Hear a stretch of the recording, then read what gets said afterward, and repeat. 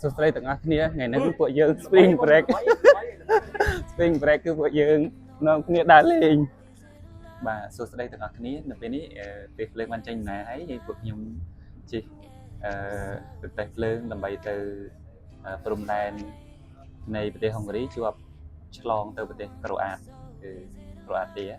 បាទឥឡូវកុំភ្លេចតាមដានវីដេអូ blog របស់ពួកខ្ញុំទាំងអស់គ្នា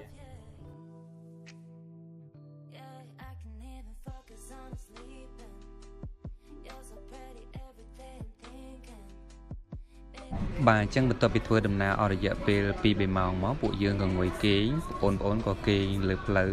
គេងតាមផ្លូវលើតេះភ្លើងអស់លីងខ្ញុំរួចថតពួកគាត់ទុកជាអនុស្សាវរីយ៍ហ្នឹងហើយអ្នកខ្លះគេងហមាត់អ្នកខ្លះគេងបិទភ្នែកបាទអញ្ចឹងបើកលេចមើលតាមដងផ្លូវគឺទេសភាពពិតជាស្អាតមែនទែនមានព្រៃឈើមានភ្នំមានផ្ទះស្អាតទាល់តែមែនទែនតាមផ្លូវពីប្រទេសហុងគ្រីទៅព្រំដែនឆ្លងទៅប្រទេសក្រូអាតនៃទ្វីបអឺរ៉ុបបាទអញ្ចឹងសម្រាប់ការធ្វើដំណើរពីទីក្រុងប៊ូដាប៉េសនៃប្រទេសហុងគ្រីទៅកាន់ប្រទេសក្រូអាតគឺពួកយើងធ្វើដំណើរតាមរយៈប្រទេសភ្លើងដោយចំណាយពេលរយៈពេល7ម៉ោងគឺពួកយើងចេញពីទីក្រុងប៊ូដាប៉េសពីម៉ោង 3:35 ហើយបន្តមកដល់ទីក្រុងសេក្រេបនៃប្រទេសហុងគ្រីនៃប្រទេសក្រូអាតគឺដល់ម៉ោង 11 យប់ហ្នឹងហើយសួស្តីទាំងអស់គ្នាឥឡូវពួកខ្ញុំបន្ទាប់ពីធ្វើដំណើរពីទីក្រុងប៊ូដាប៉េសមកដល់ទីក្រុងសេក្រេប Capital City នៃប្រទេសក្រូអាតមកអត់រយៈពេលឡើងយូរឥឡូវមកដល់ម៉ោង 10:11 យប់ហើយឥឡូវកុំភ្លេចតាមដានសកម្មភាពរបស់ពួកខ្ញុំទាំងអស់បាទមើលទាំងអស់គ្នានេះគាត់កំពុងទៅលេងល្បែងវិជាប្រៃនៅលើឡានអត់លេងទេអត់អីទេបងប្អូនដែលថ្មីអីទេអញ្ចឹងបន្ទាប់ពីយើងមកដល់ចំណតហើយ terminal ហើយបងប្អូនក៏ដូចជាខ្ញុំរៀបចំរើអីវ៉ាន់ពីរទេះភ្លើងដើម្បីចុះទៅកាន់កន្លែងរកអីញ៉ាំហ្នឹងហើយទាំងកណ្ដាលយប់បាទមើលសកម្មភាពពួកយើងទាំងអស់គ្នាតើការដំណើរកម្សាន្តរបស់ពួកយើងពិតជាសប្បាយមានសាមគ្គីភាពនិង enjoy life នៅទ្វីបអឺរ៉ុបនេះទាំងអស់គ្នាក្រុងសេក្រេបនៃប្រទេសក្រូអាតហើយគឺម៉ោង 11 យប់ងាយខ្លាចឃើញមក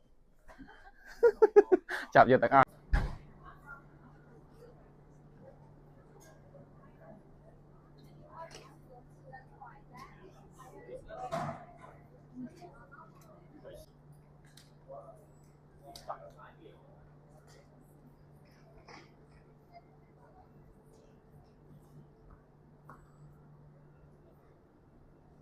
បាទចឹងក្រុមពួកខ្ញុំកំពុងតែចុះពីរទេះភ្លើងម៉ោង 11 យប់ឥឡូវរៀបចំរកអីញ៉ាំ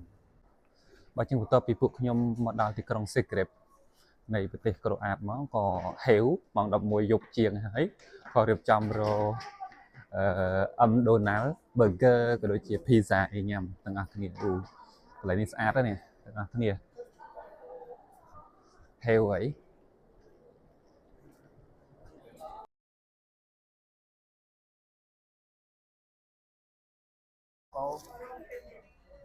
នេះស្ករសអូខេ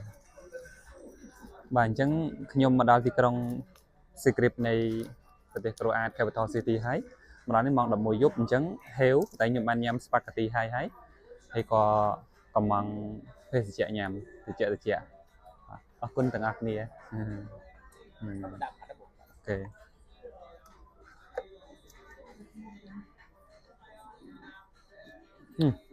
ឆ្ងាញ់